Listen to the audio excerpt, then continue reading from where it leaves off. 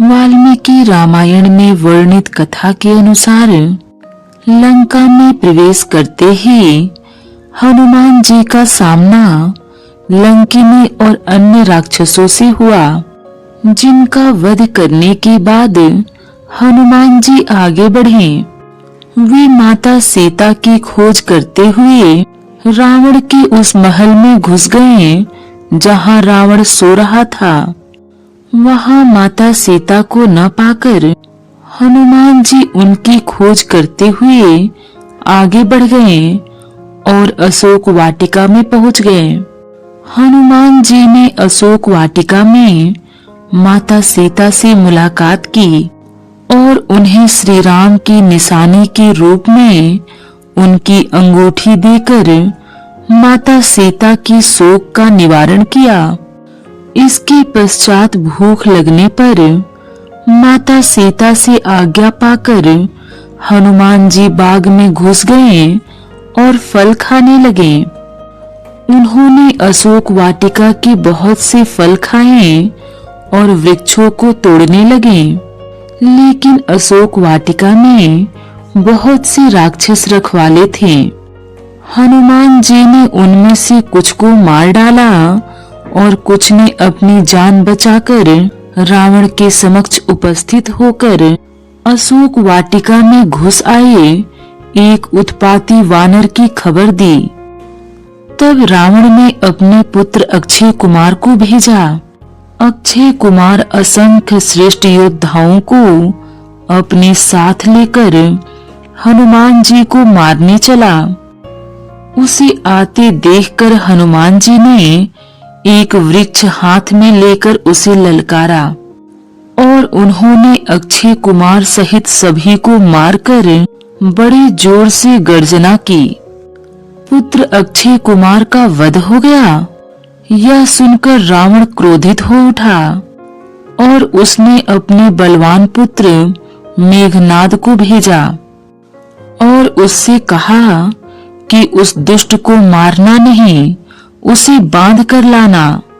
और उससे कहा कि उस दुष्ट को मारना नहीं, उसे बांध कर लाना।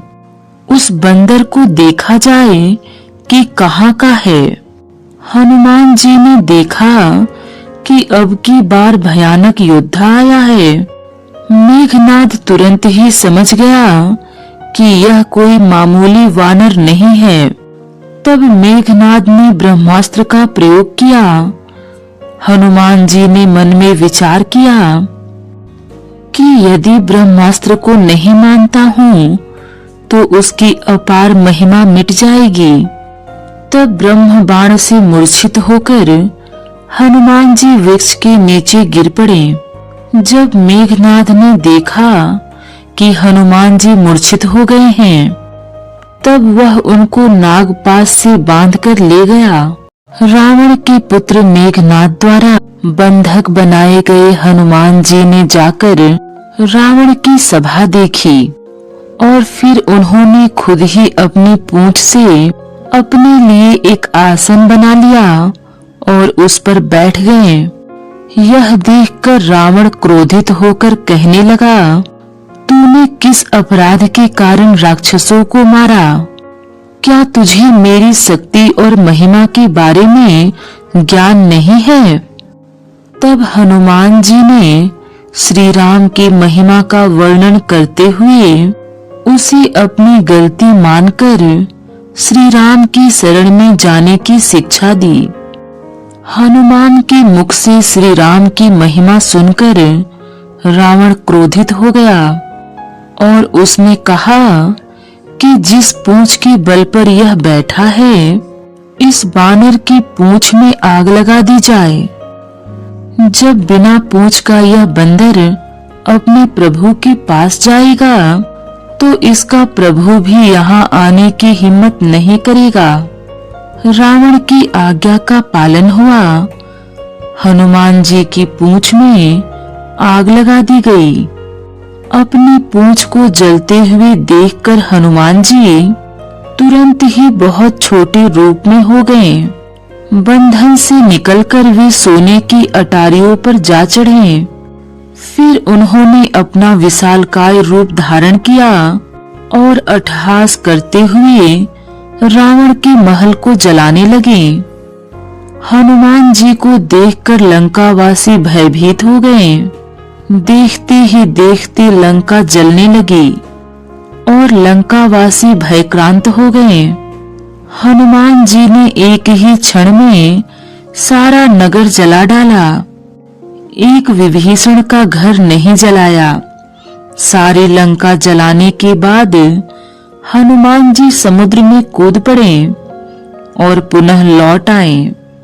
अपनी पूंछ बुझाकर फिर छोटा सा रूप धारण कर हनुमान जी श्री जानकी जी के सामने हाथ जोड़कर जा खड़े हुए और उन्होंने उनकी चूड़ामणि निशानी ली और समुद्र लांघकर वे इस पार आए। इसके बाद हनुमान जी ने श्री राम जी के सामने उपस्थित होकर कहा, हे नाथ, चलते समय माता सीता ने मुझे यह चूड़ामणि उतार कर दी। भगवान श्री राम ने उस चूड़ामणि को अपने हाथ में लेकर हनुमान जी को हृदय से लगा लिया।